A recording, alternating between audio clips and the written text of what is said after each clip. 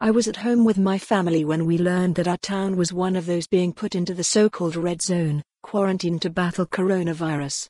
We had discussed how nursery closures were affecting our ability to work. But then a leaked draft of the government decree made us realize things were about to get much worse. Areas home to 16 million people are on lockdown, while the quarantine will presumably be enforced by police checkpoints.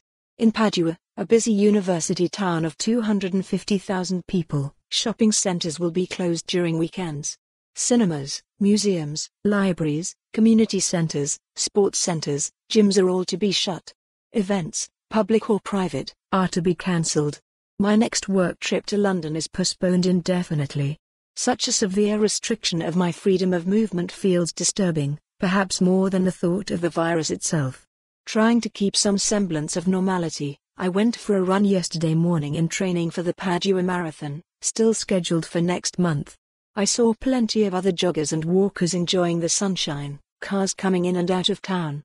But behind the scenes, people are trying to make sense of what it means for them. A friend owns a small business with a factory in Vicenza, outside the red zone. Half of his team live in Padua while the rest live in Vicenza. His task for the rest of the day was finding out whether his employees could get to work the next morning. If they cannot, he will have to shut production.He is one of thousands of small business owners in the area.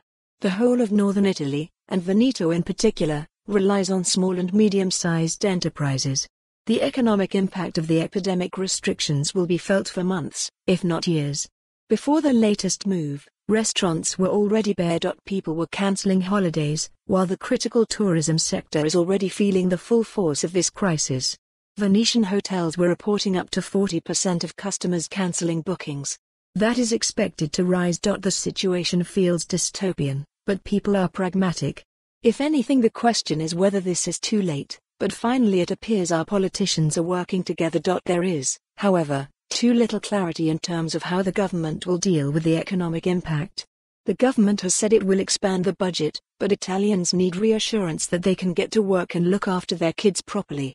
The economic uncertainty exacerbates the inevitable panic caused by the virus. Carlos Valuto Morolo is a journalist from Padua, in northern Italy. Main image, Getty. For more on this story, visit the news article link.